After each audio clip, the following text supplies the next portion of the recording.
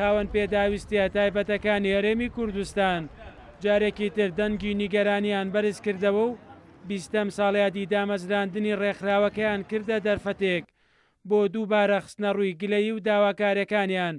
سەرۆکی یەکێتی کەمەندامانی کوردستان بە ڕەشبینیەوە باس لە ژیان و گوزەرانی خاوەن پێداویستیە تایبەتەکان دەکات و ڕایدەگەێنێت. ماندوو بوون لە خستنە ڕووی داواکاریەکانیان، بەڵام لەگەڵەوەشدا تا ئێستا حکوومەت ئامادە نییە داواکاریەکانیان جێبەجێ بکات. ئێمە 20 ساڵ داواکاریەکانمان دووبارەیە، 20 ساڵاڵین شەقامەکان بۆ کەمەندام گونجاو نییە، 20 ساڵاڵین کەمەندام ژیانی خراپە، 20 ساڵاڵین ئامیر یارمەتیدەرەکان بۆ کەمەندام خراپە، هەموو داواکاریەکانمان دووبارن. ومێ دەکەم حکوومەتی هەرێمی کوردستان و ئەنجومەنی پارێزگاوە پارێزگاری سلێمانی شەڕ بکات لەسەر بودجەی کەمەندامان کە بودجەی ئەم شارەیە. لە دوای دەمانگ نەدانی موچە ئێستا موچەکانمان کراوە بەنیوە، ئەمەش گەورەترین گرفتە بۆ ئێمە. بەدڵنیاییەوە ئێمە زۆر تووڕین لەم دۆخە، چونکە دوای 20 ساڵ دوای 24 ساڵ حکومڕانی لە وڵاتەدا کەمەندامان ئێستا ژیانی بۆتە دۆزەخ. ئێمە لە دۆزەخێکاشین، بەسە حکوومەتی هەرێمی کوردستان ئەم ڕچەی بێدەنگیە بشکێنە، کەسێک نییە لە حکوومەتا وەڵامێکی ئێمە باتەوە. لە گیربوونەوەکەیاندا خاوەن پێداویستیە تایبەتەکان وەکەمیشە چەندین داواکاریان خستە بەردەست حکوومەت و بەرپرسانی باڵای هەرێم تاوەکو وەنگاوێک بێت بۆ باشکردنی ژیان و گوزەرانیان.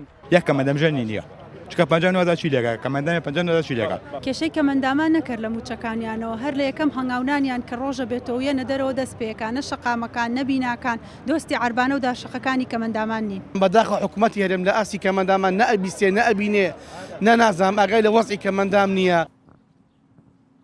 هاوکات لە چەند شار و شارۆچکەیەکی تری هەرێمی کوردستان بامان شێوە کەمەندامان خۆبیشاندان و گربوونەوەی ناڕەزاییان ڕێخست و داوای باشکردنی ژیان و گوزەرانیان کرد. یەکەم چاکردنەوەی سیستەمی موچەی کەمەندامان لە 89,500ەوە بۆ 150,000 دینار و دابشکردنی ئەم موچەی بە شێوەی مانگانە. دوو سەرفکردنی موچەی دواکەوتوی مانگەکانی پێش و دەرکردنی پسولەی تایبەت بە کەمەندامان. سێ هەوڵدان لە پێناو باشترکردنی ڕەوش و کوزرانی کەمەندامان و گرنگیدان بەتوانا و بەهرەکانیان بۆ ئەوی بتوان لە ژیانێکی ئاساییدا بژین.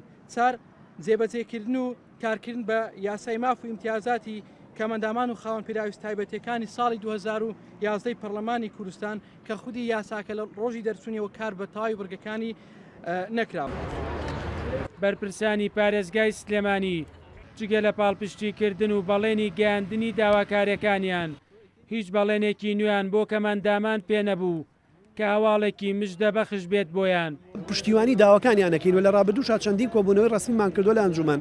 داوامان لە وەزارەتی دارایی، وەزارەتی کار و کاروباری کۆمەڵایەتی، ئەنجومەنی وەزیران کردووە کە ئەبێ بێ بەهانای ئەم بەڕێزانەوە نەک تەنیا موچەکانیان بۆ دابینکە، بەڵکو پێداویستیەکانی ژیان وەکو کەلوپەل و کەرستە و ئەو شتانەیە تووچەی پێەکەن دابین بکە بۆی بتوانن بە ژیانێکی شایستە و شکۆمەندانە بژین. کەمەندامانی هەرێمی کوردستان ئەوەی کە لە دڵیاندا بوو سەبارەت بە خراپی ژیان و گوزەرانیان خستیانە ڕوو، بەڵام لەگەڵەوەشدا هیچ وەڵامێکیان دەست نەکەوت کە ئاماژە بێت بۆ جێبەجێکردنی داواکاریەکانیان. مەریوانە بڵا، کورتسات نیوز، سلێمانی.